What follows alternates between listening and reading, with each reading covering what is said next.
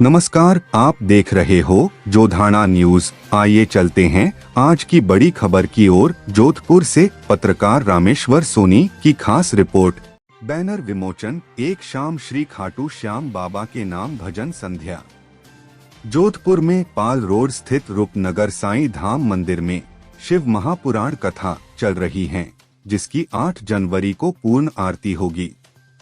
पत्रकार रामेश्वर सोनी की रिपोर्ट के अनुसार मूलचंद सोनी ने बताया कि श्री शिवाय नमस्तुभ्यम ग्रुप द्वारा कथा करवाई जा रही है। कथा का समय दिन में 2 से 5 बजे तक रहेगा। यह कथा श्री गजनेश महाराज वृंदावन वाले के श्री मुखारबिंद से की जा रही है। कथा में शिव पार्वती विवाह प्रसंग में मनमोहक झांकी के दर्शन कर मंत्रमुग्ध हो गए श्रोता। इस शुभ वेला पर शिव पार्वती के भजन पर रामेश्वर सोनी ने भजन की प्रस्तुति दी तो माताओं बहनों ने जमकर नृत्य किया। जय जयकारों से गूंज उठा प्रांगण पांडाल।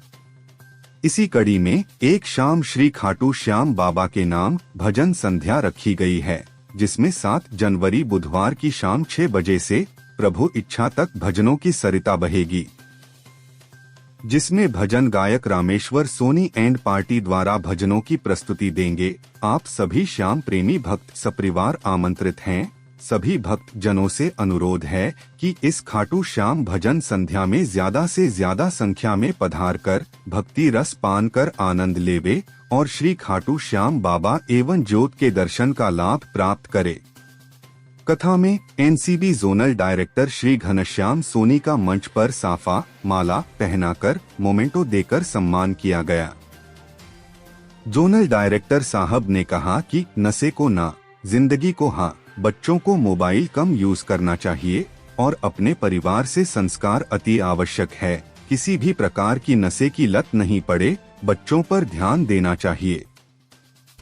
इस कार्यक्रम में मूलचंद सोनी, कंचन भाटी, राहुल सोनी, शंभुलाल सोनी, नरेश व्यास, मिश्रीलाल सोनी, गंगाबिशन सोनी, जीतू सोनी, नारायण भाटी, विनोद सोनी, मानस परिहार, मोहित भाटी, दीपिका सोनी, गीता सोनी, मोना गोयल, सुनीता खत्री, अंजना परिहार, अनीता सोलंकी, रतन कंवर, प्रिया सोनी, प्रमिला सोनी, मानस परिहार, निशा सोनी सहित अनेक श्रद्धालु मौजूद रहे। पेश है जोधपुर संवाददाता रामेश्वर सोनी की विशेष रिपोर्ट। महादेव जी आया,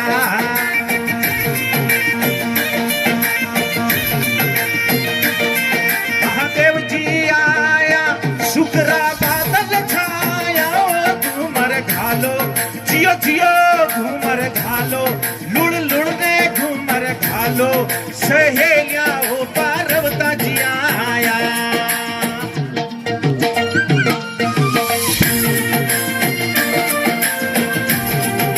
जिनके मन में मां पार्वती का भाव है वही आगे पधारे।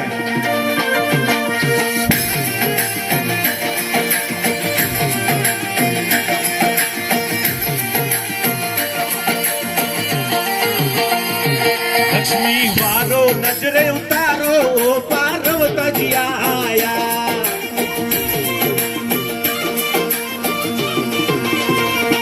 लक्ष्मी वारो नजरे उतारो, महादेव जी आया।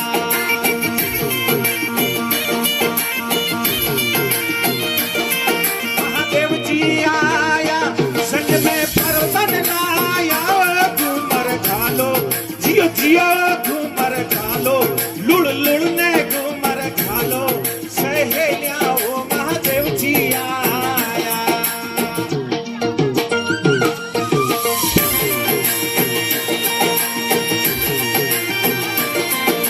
अभी खड़े रखो, पार्वती जी का खड़ा रखो अभी। हेलो,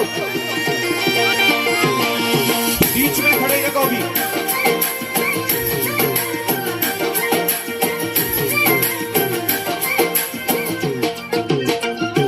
खम्मा खम्मा ओ महादेव जी मारा भाग जगाया।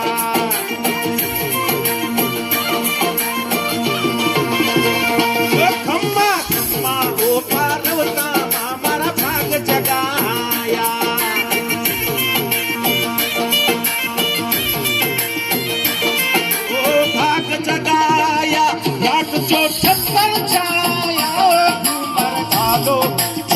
यो घूमर घालो लुड़ लुड़ में घूमर घालो सहेलिया हो ना पर्व आया।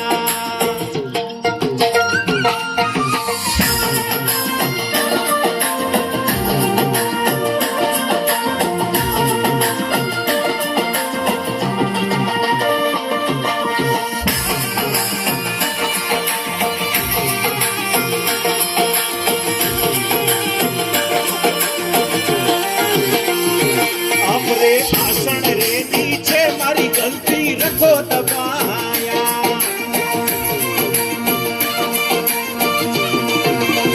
हमारे गुरुदेव का तालियां बजा करके स्वागत सत्कार और अभिनंदन कीजिए कि आज गुरुदेव के पावन मुख से जो शिव महापुराण कथा का आयोजन मूलचंद जी कुकरा भाई साहब हमारे जाटावास लौट से, इनका भी तालियां बजा करके आप लोग अभिनंदन करें। स्वागत में हमारे इस पूरे कार्यक्रम की एक मुख्य कड़ी के रूप में रामेश्वर जी है। रामेश्वर जी का भी आप जोरदार तालियां बजा करके स्वागत करें। और इस शिव महापुराण कथा के अंदर हमारे शिवजी पाटिल भाई साहब की उपस्थिति, जो हमेशा समाज सेवा के लिए खड़े रहते हैं, तो शिव जी का भी आप तालियां बजा करके स्वागत करेंगे। सामने माताएं, बहनें और हमारी नजर पड़ रही है, हमारा काकी जी भी बैठा है, तो उन सबका तालियां बजा करके आप लोग अपने लिए अभिनंदन करें। देखिए, शिव महापुराण कथा का अपना महत्व है और इस महीने में जब चल रही है ये कथा मड़ मास में, तो इसमें कथाएं और भी कई होती है, लेकिन शिव और भगवान महादेव नीलकंठ, आप अगर आदि पुरुष शिव की पूजा अर्चना यज्ञ याजन, और आप शिव को सृष्टि के रचयिता के रूप में भी देखते हैं, तो संहार के रूप में भी उनका रूप देखते हैं। तो कलयुग के अंदर भगवान शिव की प्रासंगिकता और ज्यादा बढ़ जाती है। शायद मैं सोचता हूं कि ये जो समय है कथा का और सनातन के संस्कारों के संचार का, वास्तव में मैं मूलचंद जी और इनके पूरे परिवार का तहे दिल से आभार व्यक्त करता हूं कि आपने हर जगह हर संभव अपने धार्मिक क्रियाकलापों से, अपने परोपकारी कार्यों के द्वारा, और विशेषकर मतलब इस कथा के लिए नहीं कह रहा हूं, बट ऐसे कई प्रयोजन इनके परिवार के द्वारा विभिन्न धार्मिक स्थलों और मंदिरों में जो इनके परिवार के द्वारा होते हैं, ये वास्तव में हमारे सबके लिए एक प्रेरणा का पुंज है। क्योंकि पैसा तो हर कोई आदमी कमाता है, लेकिन जब उस पुण्यार्थ के लिए उस राशि को अपन खर्च करते हैं, धार्मिक कार्यों में खर्च करते हैं, यज्ञ याजन में खर्च करते हैं, तो उससे क्या होती है कि उस लक्ष्मी का शुद्धिकरण तो होता ही है, उसके साथ परिवार में एक आध्यात्मिकता का भाव आता है। अब आप इस कथा के माध्यम से यहाँ के जो बच्चे बैठे हैं, हमारे माताएं बहनें बैठी हैं, मेरा एक निवेदन रहेगा कि कम से कम 15 दिन में घर में एक बार यज्ञ जरूर होना चाहिए। आप घर में अगर हवन करते हैं, मैं आपको बताऊं, 15 दिन में एक बार जब आप घर में हवन करना शुरू करेंगे अपने हाथों से, तो आपके घर की नकारात्मक ऊर्जा जो है वो सकारात्मक में कन्वर्ट हो जाएगी, आपके घर का भाव चेंज हो जाएगा। और नहीं हो तो कल सुबह से करके देखना, आप ये कल करो, रहे महीने में 2 बार केवल, ये मेरी तरफ से मैं कह रहा हूं। और मैं इसलिए कह रहा हूं कि मैं जिस नारकोटिक्स कंट्रोल ब्यूरो के पद पे हूं जोनल डायरेक्टर के रूप में, तो गुरुदेव अभी मैं देख रहा हूं कि अपना जो जोधपुर है, ये आज से 15 साल पहले एक अलग जोधपुर था, और इस समय मैं जोधपुर देख रहा हूं, वाकई में मतलब बहुत बदल गया है जोधपुर। और बदलने के परिप्रेक्ष्य में मैं विकास की बात नहीं करूंगा, मैं संस्कारों के गिरावट की बात कर रहा हूं कि अगर आप कथा सुनने के लिए कहीं जाते हैं और 2 घंटे के लिए अगर आपका घर सुना है, तो आपके घर में चोरी हो जाती है। अपन जिस चौपासनी हाउसिंग बोर्ड के अंदर बैठे हैं या जोधपुर के किसी भी कोने में बैठे हैं, रोज सुबह अखबार उठा करके आप देखते हैं कि कहीं न कहीं परिवार शादी के अंदर गया 4 घंटों के लिए और पीछे चोरी हो गई। तो आप मान के चलिए कि जब ये ऐसा असुरक्षा का भाव, हमारी माताएं बहनें यहाँ बैठी है, सुबह मंदिर के अंदर जलाभिषेक करने के लिए घर से कलश लेकर के मंदिर की तरफ बढ़ती है और एक चैन स्नेचर आता है बाइक के ऊपर और चैन तोड़ करके लेके चला जाता है। ये घटनाएं जो समाज में हो रही है, उसके पीछे कहीं न कहीं नशा, जो एमडी, स्मैक, एलएसडी और पता नहीं कितने प्रकार के ऐसे सिंथेटिक ड्रग के नशे जो है वो हमारे बीच और हमारे बच्चों के बीच आ गए हैं। इसमें कई ऐसे बच्चे हैं जो कि भागदौड़ करते हुए कहीं न कहीं उस चंगुल में फंस जाते हैं। मैंने जोधपुर में पोस्टिंग होने के बाद हमने लगभग मेहनत की पिछले 2-2.5 साल से जोधपुर को और राजस्थान को पूरा टाइट करने के लिए, और उसमें बहुत अच्छी मदद हमारी पब्लिक की तरफ से भी मिला, भाइयों की तरफ से भी मिला, और जो भी पुलिस और विभिन्न एजेंसियां उन्होंने अपनी तरफ से भरसक प्रयत्न किया। तो मैं आप लोगों से आग्रह इतना ही करूंगा, क्योंकि हमारी माताएं बहनें बैठी है, परिवार की अगर कोई गार्जियन होती है, अगर किसी बच्चे का पहला गुरु कोई है तो माँ होती है। तो आप अपने बच्चों का विशेष ध्यान रखें, और शाम के समय में ज्यादा नहीं, क्योंकि टीवियां लग गई है हर घर में, कमरे में टीवी होती है, मोबाइल पर्सनल हो गया, बच्चे पास में आके बैठते ही नहीं है। पहले तो अपन कहानी कथा सुनाते थे, अब कोई बच्चा कहानी न तो कोई सुनने के लिए बैठता है, न कोई पास आके बैठता है। तो मेरा आप लोगों से आग्रह है कि बच्चों को, पोतों को, पोतियों को कम से कम 1 घंटा जो है, 1 घंटा नहीं तो 30 मिनट शाम के समय आप अपने बगल में जरूर बिठाएं उनको, और उनको पुरानी बातें सुनाएं, मोबाइल बंद करवा करके। ये स्क्रीन एडिक्ट का जो नशा है, वाकई में ये बहुत खराब नशा है, इसमें परिवार टूट रहे हैं और बच्चों का भविष्य तो रसातल में जा रहा है।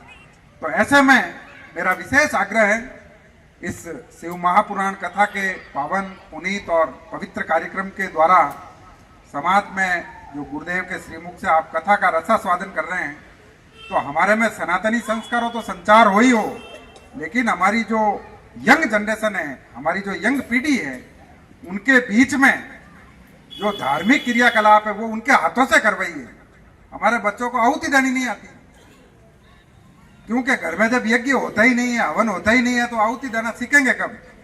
ठेठ प्यार है जिन दिन जान पावने भाई पंडित जी आहुति दे, उन्होंने तो फेरा खावना खाली, फेरा खाया और बाद में मोबाइल में तो बात ही पड़ जा, 2-4 महीनों कह तो हगई रियोड़ी टूट जाए, ब्याह रियोड़ा टूट जा। तो क्यों ना, मतलब आगे आप देखो जटी भी लपड़ो है, तो इन लपड़ारो सबू मोटो अगर कोई दुख रो कारण है तो मोबाइल है। तो इनमें तो थोड़ी थोड़ी, अब पहली तो आप व्रत महादेव जी राखता, गजानंद जी राखता, संतोषी माता राखता, उपवास राखता। अब मैं थाने परिवार में इन कथा माध्यम संदेश दूं कि एक दिन रो मोबाइल रो उपवास राखना शुरू कराओ टाबरों। ये एक दिन का उपवास आपके लिए बहुत बड़ा काम करेगा। तो एक बार मैं मेरी तरफ से गुरुदेव की व्यासपीठ को नमन करते हुए मूलचंद जी का, हमारे शिवजी पाटिल का, रामेश्वर जी का और पूरी टीम का तहे दिल से आभार व्यक्त करता हूं। और आप सब लोग यहाँ पधारे, इस कथा का रसास्वादन करें, और यहाँ से जो गुरुदेव अपने प्रवचनों के द्वारा जो आपको शिक्षा दे रहे हैं, उसका प्रायोगिक प्रचलन आप अपने परिवार में करें, घर में करें। और मेरा निवेदन है कि कल सुबह एक हवन आप जरूर अपने घर में करें, तब मैं समझूंगा कथा में आना आपका सार्थक है। एक बार पुनः आप सब लोगों का बहुत बहुत आभार। और अब मैं एक यहाँ से नारा दूंगा, जिंदगी को हाँ, और आप लोग कहेंगे नशे को ना। जिंदगी को हाँ, कोई हाथ ऊंचा कर जोर हुआ ताकि पाकती उड़े। जिंदगी को हाँ, जिंदगी को हाँ, जिंदगी को हाँ। जय भारत, जय हिंद, धन्यवाद। बोल मायापति महादेव की, बोलो उद्मीठ जी महाराज की।